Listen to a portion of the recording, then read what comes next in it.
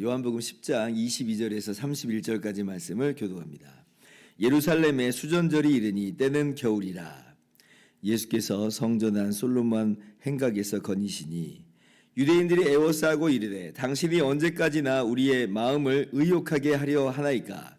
그리스도이면 밝히 말씀하소서 하니 예수께서 대답하시되 내가 너희에게 말하였으되 믿지 아니하는도다. 내가 내 아버지의 이름으로 행하는 일들이 나를 증거하는 것이거늘 너희가 내 양이 아니므로 믿지 아니하는도다. 내 양은 내 음성을 들으며 나는 그들을 알며 그들은 나를 따르느니라. 내가 그들에게 영생을 주노니 영원히 멸망하지 아니할 것이요 또 그들을 내 손에서 빼앗을 자가 없느니라. 그들을 주신 내 아버지는 만물보다 크심에 아무도 아버지 손에서 빼앗을 수 없느니라. 나와 아버지는 하나이니라 하신대 유대인들이 다시 돌을 들어 치려 하거늘. 아멘. 할렐루야. 하나님의 크신 은혜와 평강이 오늘도 변함없이 여러분 가운데 가득 넘치기를 주님의 이름으로 축원합니다. 오늘 말씀을 보면 그 시간적 배경을 이야기해 주는데 수전절이다 이렇게 이야기를 하죠. 22절에 예루살렘에 수전절이 이르니 때는 겨울이라.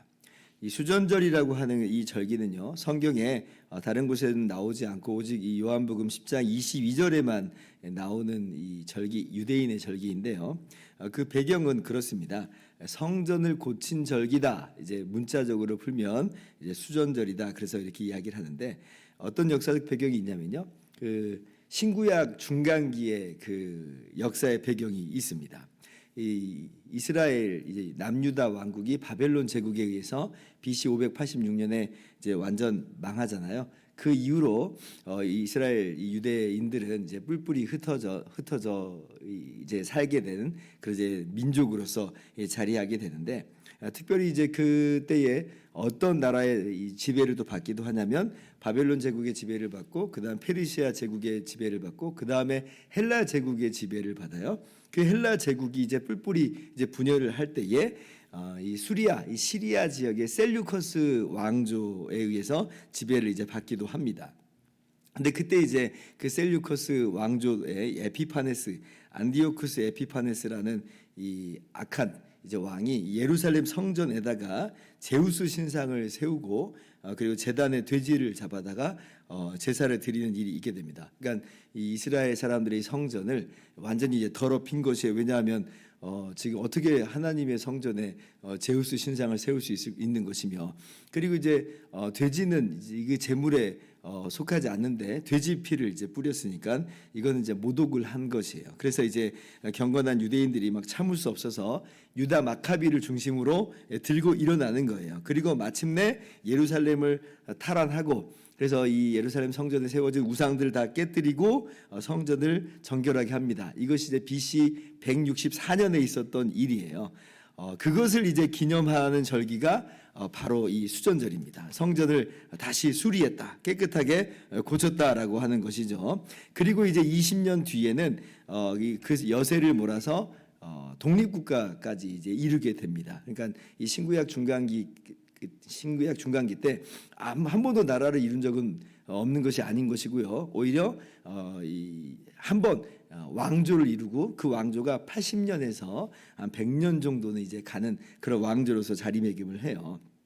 얼마나 감격스러운 그런 시간들이었겠습니까? 그러나 이 100년 동안에 점점 더 이제 쇠락을 하고 흥망성쇠를 좀 거듭하는 그런 모양새, 이합집산을 하는 중에 마침내 이제 로마 제국에 의해서 다시 한번 이 유다 마카비 때부터 시작된 그 이스라엘 나라가 망해버려요. 망하고 지금은 이제 예수님 당시에는 그 로마 제국의 통치를 받는 다시 식민지 상태에 놓여 있었던 것이죠.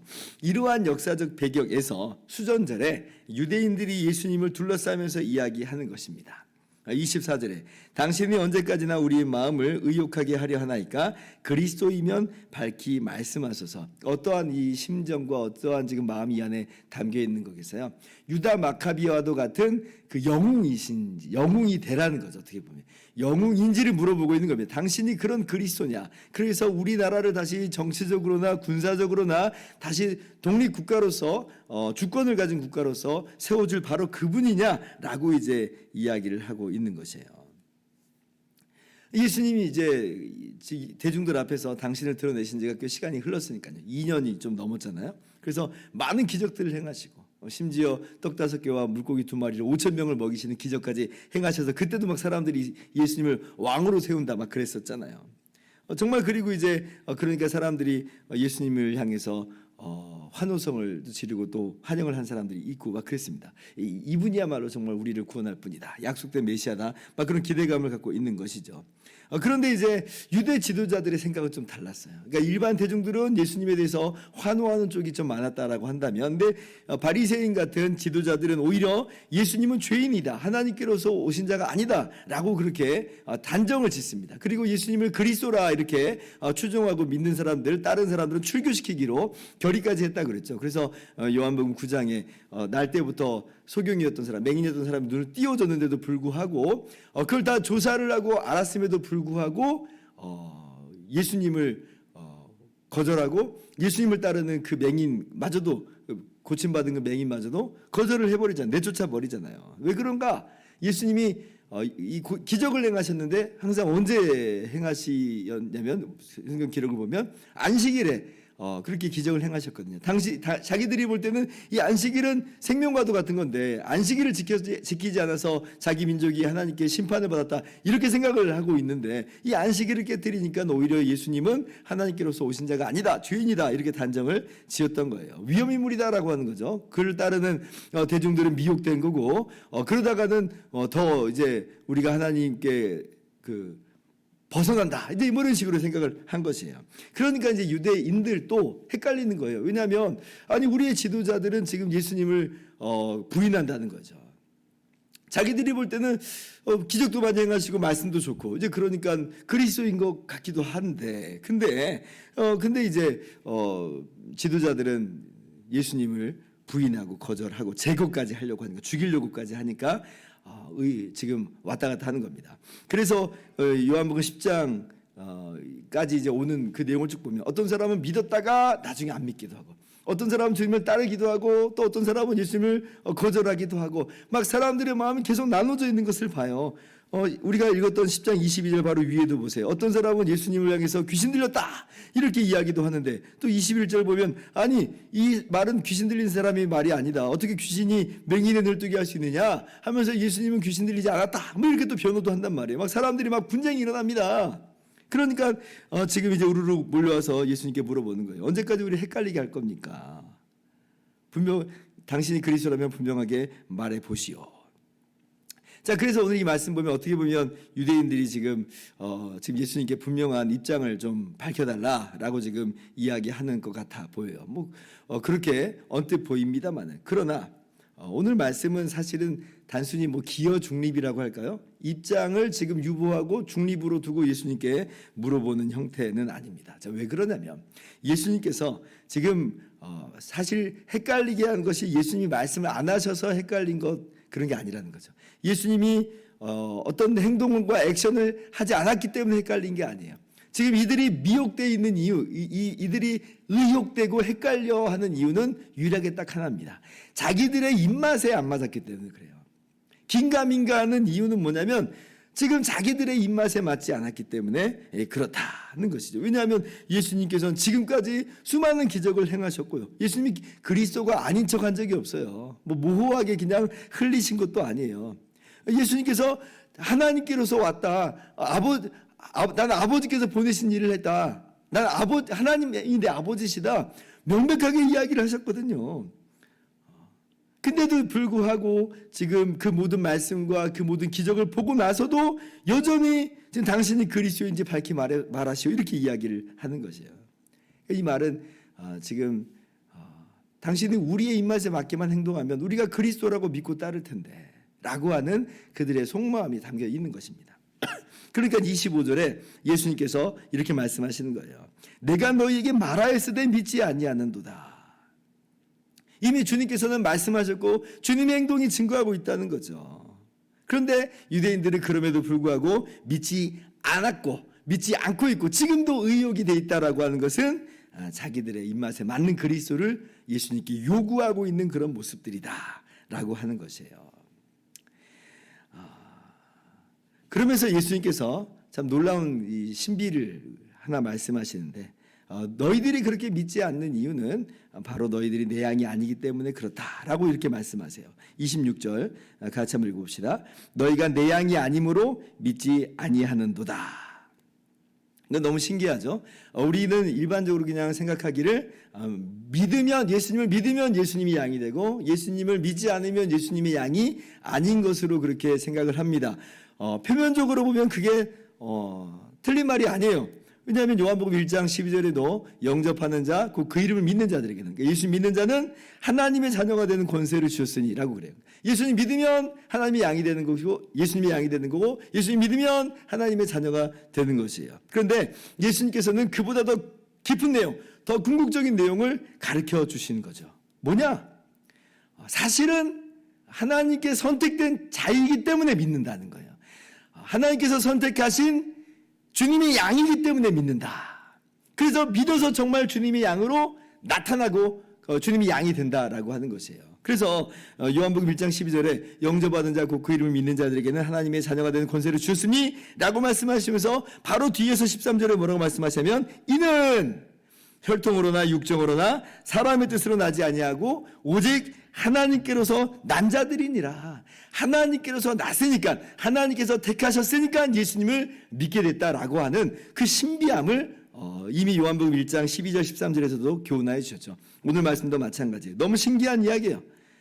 너희가 믿지 않음으로 내 양이 아닌 것이다 라고 하시는 것이 아니라 주님께서는 더 궁극적으로 들어가서 내 양이 아님으로 너희가 이렇게 믿지 않는 것이다 라고 하면서 하나님의 택하심에 대해서 하나님의 주권에 대해서 말씀하시죠. 만약 너희가 내 양이었다면 너희는 나를 믿었을 것이다 라고 하는 것이에요. 믿음 이전에 하나님의 택하심, 주님의 택하심이 있는 것이다. 이것이 바로 성경이 여러 번 이야기하는 바인데요. 사도행전 13장 48절도 보면 사도 바울이 복음을 전했을 때 이방인들이 예수님을 믿거든요. 근데 그때 어떻게 기록이 되어 있냐면 이방인들이 듣고 기뻐하여 하나님의 말씀을 찬송하며 영생을 주시기로 작정된 자는 다 믿더라 그래요. 작정된 자가 믿는 거예요. 선택된 자가 믿게 되는 것이죠. 자, 그러면 지금 유대인들은 지금 이 하나님의 택하신 사람들이 아니었기 때문에 믿지 않는다라고 하는 거예요. 자, 그러면 우리는 예수님을 믿습니다. 그러면 우리는 어떤 사람들이다라고 하는 거냐면 주님께서 주님이 양으로 택한 자들이다라고 하는 거예요.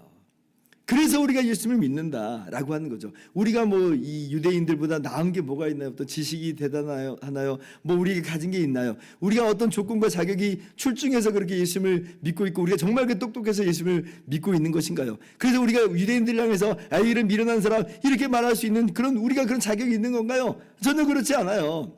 그러나 우리는 예수님을 믿는다. 왜 우리가 예수님 믿게 되느냐? 라고 할 때에 궁극적으로 들어가서는 우리는 우리가 예수님을 선택했고 우리가 그렇게 우리의 의지와 원함으로 예수님을 믿은 줄만 알았더니 근데 예수님이 뭘 오늘 가르쳐 주시는 거예요? 너희가 내 양이었던 것이다. 내가 너희를 택했기 때문에 너희가 그렇게 나를 믿게 된 것이다 라고 교훈해 주세요. 그러므로 우리는 예수님 믿기 전에 이미 하나님의 택하심의 은혜가 있구나. 예수님께서 우리를 예수님의 양으로 택하심의 그 은혜가 있는 거구나라고 깨달아야 돼요. 너무 기가 막히는 은혜죠. 에베소서 1장 4절에는 창세전에 그리스도 안에서 우리를 택하셨다 그렇게 이야기해요. 이미 영원 전에 하나님의 마음 가운데에는 우리를 택하심이 있다는 거예요. 우리 택하심으로 그렇게 해서 우리가 예수님을 믿게 된 것이다 라고 성경이 분명히 이야기하죠. 너무 감사합니다. 너무 영광이에요. 그래서 우리를 택하신 그 은혜를 우리가 깊이 생각하고 감사하면서 주님을 찬양했으면 좋겠어요. 그래서 우리가 그렇게 하나님의 택하심을 받아 정말 그렇게 우리가 예수님을 믿게 됐는데 28절 29절에 주님이 그래서 뭐라고 말씀해요? 그렇게 예수님을 믿게 된 우리들을 향해서 내가 그들에게 영생을 주노니 영원히 멸망하지 아니할 것이요 또 그들을 내 손에서 빼앗을 자가 없느니라. 우리에게 영생을 주세요. 예수님 믿는 우리, 영원전에 택하심을 받은 우리에게 영생을 주신다. 주님 안에서 참된 기쁨과 참된 평강을 누리게 하신다라고 하는 것이에요. 이것이 바로 우리가 받은 복입니다. 그러므로 오늘 우리가 예수 믿는 우리가 얼마나 큰 복을 받았는가. 하나님의 영원전의 계획에서부터 우리가 있는 사람들이었구나.